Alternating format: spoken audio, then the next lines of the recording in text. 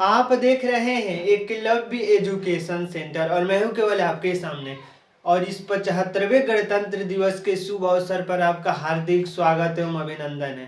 तो आज पूरे भारत में 75वें गणतंत्र दिवस के रूप में मनाया जा रहा है और इस 75वें गणतंत्र दिवस के मुख्य अतिथि हैं इमैनुअल मैक्रोन, यानी फ्रेंच के राष्ट्रपति हैं और यह मुख्य अतिथि के रूप में भाग ले रहे हैं इस 75वें गणतंत्र दिवस के रूप में। तो आइए समझते हैं कि यह जो 75वां गणतंत्र दिवस मनाया जा रहा है और बेहद ही खास है और पूरे दुनिया में यह चर्चाओं में चल रहा है। तो आखिर यह क्यों चर्चाओं में चल रहा है, क्यों खास है और हमारे प्रधानमंत्री नरेंद्र मोदी ने इसके लिए क्या तैयारियां किया है, मतलब इस जो गणतंत्र दिवस मनाया जा रहा है 75वां, इसके लिए क्या तैयारियां है भारत के लिए। तो चलिए इस एपिसोड का शुरुआत करते हैं। तो सबसे पहले हम बता दें कि इस 75वें गणतंत्र दिवस के मुख्य अतिथि के रूप में फ्रेंच के राष्ट्रपति इमैनुअल मैक्रोन मुख्य अतिथि के रूप में चुने गए हैं।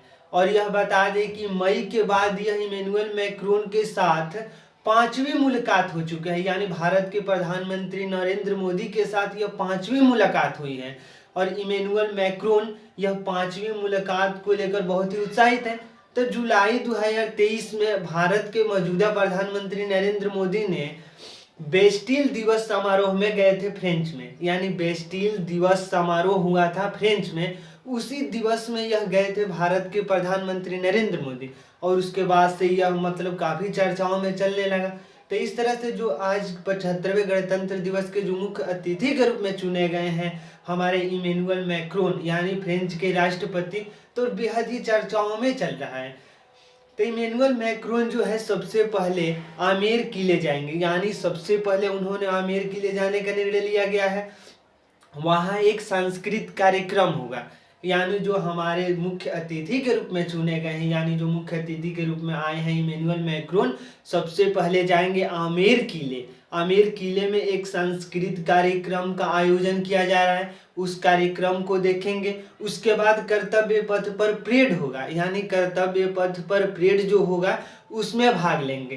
तो सबसे पहले जो आमेर किले में जाएंगे वहाँ सांस्कृतिक कार्यक्रम को देखेंगे और उसके बाद कर्तव्य पथ पर जो परेड होगा उसका जायजा लेंगे, यानी उसको देखेंगे। और फ्रांस से इस मतलब फ्रांस के इमैनुअल मैक्रोन के साथ फ्रांस से 95 सदस्य, यानी 95 सदस्य जो हम मार्चिंग दस्ता के आ चुके हैं, यानी जो फ्रांस के राष्ट्रपति के साथ 95 सदस्य मार्चिंग दस्ता के लिए आए हैं और 33 सदस्य बैंड दस्ता के आए हैं, यानी उनके साथ साथ केवल मैक्रोन ही नहीं आए हैं, उनके साथ साथ 95 मार्चिंग दस्ता के सदस्य आए हैं और 33 सदस्य बैंड दस्ता भी आई है।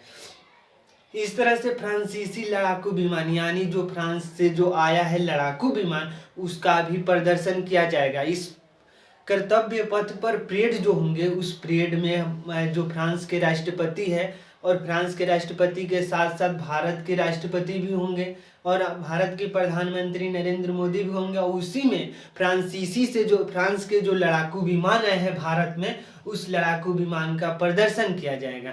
और फ्रांसीसी विदेशी सेना के मार्चिंग दस्ते दल में भारत के 6 सेना भी शामिल है, यानी केवल फ्रांसीसी जो सेना विदेशी सेना है उस सेना में भारतीय के जो सेना भी है उसमें भी शामिल है, यानी 6 सदस्य जो फ्रांसीसी मार्चिंग दल में भी शामिल है। भारत के 6 सदस्य जो सेना के 6 सदस्य हैं वो उनके फ्रांसीसी मार्चिंग दल में भी हिस्सा ले रहे थे। इस तरह से जो उनके सेना के बीच में भारत की सेना भी शामिल होकर कार्य करने की कोशिश करेगी। और इस मार्चिंग दस्ते में 95 सदस्य फ्रांस के भी होंगे और 33 सदस्य बैंड दस्ता, यानी मार्चिंग दस्ता के 95 सदस्य और बैंड दस्ता 33 सदस्य बैंड दस्ता के। तो इस तरह से जब हम फ्रांस और भारत के रिश्तों की जब बातें करते हैं, जब कल्पनाएं होती हैं, तो 1949 के बाद सबसे बड़ी सैन्य डील हुई है, यानी जो भारत के मौजूदा प्रधानमंत्री है, यानी इनके कार्यकाल में 1949 के बाद जो सबसे बड़ा सैन्य डील हुआ है वो फ्रांस के साथ ही हुआ है। और 2017 से लेकर 2021 में दूसरा सबसे बड़ा रक्षा आपूर्तिकर्ता कोई है तो फ्रांस ही है, यानी 2017 से